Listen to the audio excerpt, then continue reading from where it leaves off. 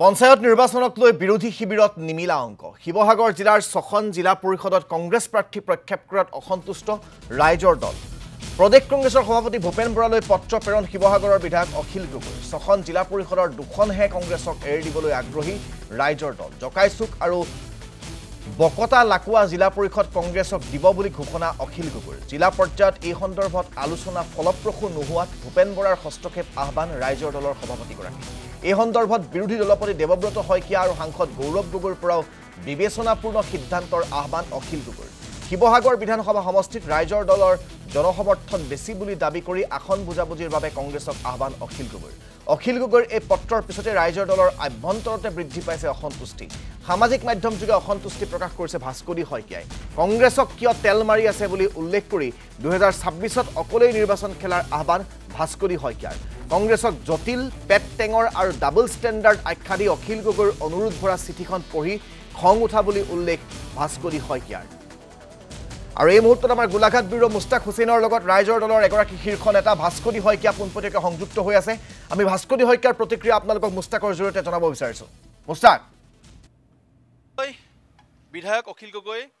পত্ৰ প্ৰেৰণ কৰিছে কংগ্ৰেছ সভাপতি ভূপেন বৰালৈ আৰু তাক লৈ এই মুহূৰ্তত সবিশেষ আমাক জনাব ৰাজ্য দলৰ কাৰ্যকৰী সভাপতি ভাস্কৰীয়ে গোটেই বিষয়টো মুহূৰ্তে জানিবলৈ আমি যত্ন কৰিম কি ক'ব আৰু পঞ্চায়ত নিৰ্বাচনক লৈ তেওঁলোকৰ কি বাৰ্তা আছে কংগ্ৰেছলৈ আৰু একত্ৰিতভাৱে তেওঁলোকে এইবাৰ নিৰ্বাচন অৱতীৰ্ণ হ'ব নেকি হয় চাওক আৰু কেইঘণ্টামানৰ পিছতেই আগন্তুক পঞ্চায়ত নিৰ্বাচনৰ মনোনয়ন পত্ৰৰ প্ৰত্যাহাৰৰ শেষ সময় উকলি যাব আপোনালোক সকলোৱে অৱগত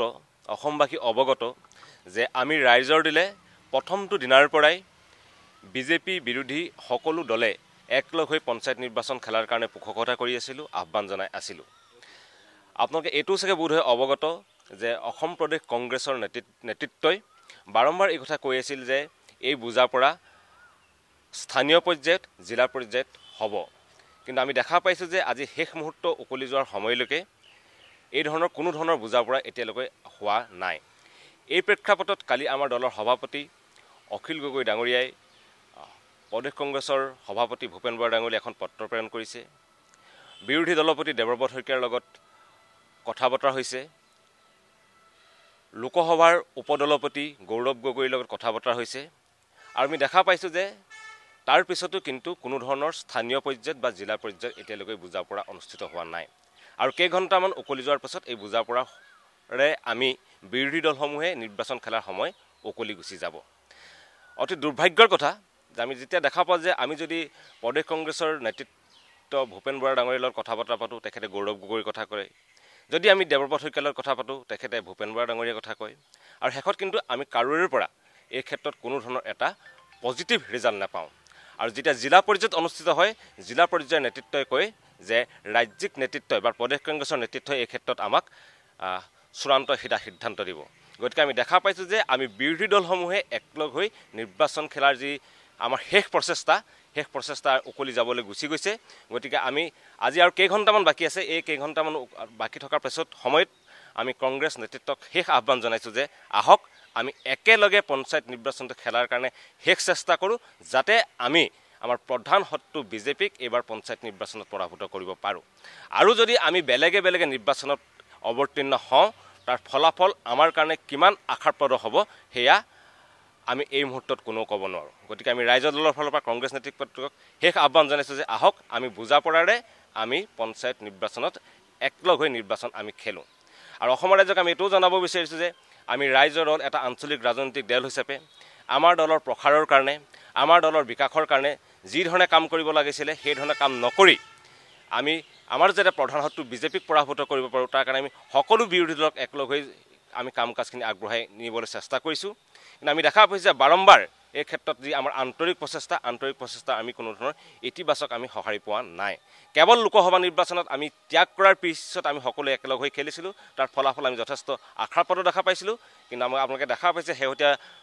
যিটো উপনিৰ্বাচন হৈ গ'ল তাত আমি একেলগ হৈ খেলিব নোৱাৰিলোঁ এতিয়া আমি পঞ্চায়ত নিৰ্বাচনতো আমি একেলগ হৈ খেলিব নোৱাৰিলোঁ গতিকে খেলিব নোৱাৰাৰ ফালে গতি কৰি আছে গতিকে এইটো কিন্তু অসমৰ ৰাইজে বিচৰা নাই অসমৰ ৰাইজে বিচাৰিছে যে আমি সকলো একলগ হৈ নিৰ্বাচন খেলোঁ গতিকে আজি শেষ মুহূৰ্তত আৰু কেইঘণ্টামান বাকী আছে শেষ মুহূৰ্তত আমাৰ কংগ্ৰেছ দলৰ প্ৰতি শেষ আহ্বান আহক আমি সকলোৱে আমাৰ প্ৰধান শত্ৰু বিজেপিৰ বিৰুদ্ধে পঞ্চায়ত নিৰ্বাচনত একলগ খেলোঁ আৰু আপোনালোকৰ জিলা পৰ্যায়ৰ নেতৃত্বক আপোনালোকৰ স্থানীয় পৰ্যায়ৰ নেতৃত্বক শেষ মুহূৰ্তত যি বুজা পৰাৰ কাৰণে যি ৰণনীতি ল'ব লাগে যি ব্যৱস্থা গ্ৰহণ কৰিব লাগে তাৰ কাৰণে যাতে নিৰ্দেশনা প্ৰেৰণ কৰে তাৰ কাৰণে আমি শেষ আহ্বানটো জনাইছোঁ। যদি আহ্বান ৰক্ষা নকৰে তেতিয়া কি হ'ব? শেষ আহ্বান যদি ৰক্ষা নকৰে আপোনালোকে দেখা পাব যে তাৰ ফলাফল কি হয় আমি নাজানো। উদাহৰণস্বৰূপে আমি ক'ব বিচাৰিছোঁ যে আমি যদি শিৱসাগৰ ক্ষেত্ৰত দেখা পাওঁ, শিৱসাগৰ বিধানসভা যিটো এলেকা তাত আমাৰ পুৰণি আৰু নতুন শিৱসাগৰ মিলাই আমাৰ 6টা জিলা পৰিষদ আছে, ZPC আছে। 6টা জিলা পৰিষদৰ আমি 4টা খেলি 2টা কংগ্ৰেছক এৰি দিব বিচাৰিছোঁ, যিহেতু আমাৰ তাত বিধায়ক আছে। আমাৰ তাত বিধায়ক থকাৰ পিছত আমি 6টা খেলিব বিচৰা নাই, আমি 2টা তেখেতসকলক এৰি দিব বিচাৰিছোঁ, কিন্তু তাতো কংগ্ৰেছ নেতৃত্ব সমান হোৱা নাই। আমি শিৱসাগৰ ৰাইজে জানে যে তাত ৰংপুৰ বুলি এটা ZPC জিলা পৰিষদৰ সমষ্টি আছে, য'ত কেৱল 20% সংখ্যালঘু মুছলমান আছে, সংখ্যালঘু মানুহ আছে, কিন্তু তাতো তেখেতলোকে আমি দেখাইছোঁ যে এগৰাকী সংখ্যালঘু প্ৰাৰ্থীক থিয় কৰাই এটা ভোট বিভাজনক হৈ যাব। ইয়াৰ ফলত তাৰ ফলত আল্টিমেটলি লাভ কি হ'ব? আমি সকলো জনতা আমাৰ প্ৰধানটো বিজেপিৰ লাভ হ'ব। গতিকে আমি শেষ মুহূৰ্তত আমাক কংগ্ৰেছ নেতৃত্বক, প্ৰদেশ কংগ্ৰেছ নেতৃত্বক, ভূপেন বৰা ডাঙৰীয়াক, বিৰোধী দলপতি দেৱব্ৰত শইকীয়া ডাঙৰীয়াক, আমাৰ যোৰহাটৰ সাংসদ গৌৰৱ গগৈ ডাঙৰীয়াক আমি শেষ আহ্বান জনাইছোঁ যে আপোনালোকৰ জিলা পৰ্যায়ৰ নেতৃত্বক, স্থানীয় পৰ্যায়ৰ নেতৃত্বক আপোনালোকে নিৰ্দেশনা প্ৰদান কৰক, যাতে জিলা পৰ্যায়ত, স্থানীয় পৰ্যায়ত আপোনালোকে যি বুজা পৰাৰ কথা কৈছে সেই বুজা পৰাত আমি উপনীত হৈ বিজেপিৰ বিৰুদ্ধে পঞ্চায়ত নিৰ্বাচনত অৱতীৰ্ণ হ'ব পাৰোঁ। কথাটো হ'ল যদি পঞ্চায়ত নিৰ্বাচনত আপোনালোকৰ মিত্ৰতা নহয়, এই ধৰণে যদি খেলে বা যি ফলাফল হ'ব এয়া ৰাইজে দেখিব পৰৱৰ্তী সময়ত বা 11 মে'ত। কিন্তু মূল কথাটো সন্মুখত বিধানসভা নিৰ্বাচন, গতিকে এই পৰ্যায়ত যদি আপোনালোকৰ মিত্ৰতা নাই, বিধানসভাত সেই মিত্ৰতা হ'বগৈ নে বা মিত্ৰতাৰ প্ৰতি আপোনালোকে আগবাঢ়িবনে? চাওক, মিত্ৰতাৰ ক্ষেত্ৰত আমি সদায় আন্তৰিক প্ৰচেষ্টা আমাৰ সদায় অব্যাহত থাকিব, কিন্তু এইটো কথাও আমি বিবেচনা কৰি চাব লাগিব যে আপোনালোকে জানে যে লোকসভা নিৰ্বাচনত আমি প্ৰাৰ্থিত্ব আগবঢ়োৱা নাই, যোৱা বিধানসভা উপ নিৰ্বাচনত আমি প্ৰাৰ্থিত্ব আগবঢ়োৱা নাই। আমি আমাৰ দলৰ প্ৰসাৰ, আমাৰ দলৰ বিকাশক আমি বাদ দি আমি বিৰোধী ঐক্যৰ কাৰণে আমি কাম কৰি আছোঁ। গতিকে এই মুহূৰ্তত নিশ্চিতভাৱে যদি পঞ্চায়ত নিৰ্বাচনত যদি বুজা পৰা নহয়, আমি নিশ্চিতভাৱে ভাবি চাব লাগিব যে আমি এই বুজা পৰাত থাকিম নাথাকিম। নিশ্চিতভাৱে আমাৰ এই ক্ষেত্ৰত আন্তৰিক প্ৰচেষ্টা সদায় থাকিব, কিন্তু এইদৰে যদি কংগ্ৰেছে যদি বাৰে প্ৰতি যদি আমাক আমাক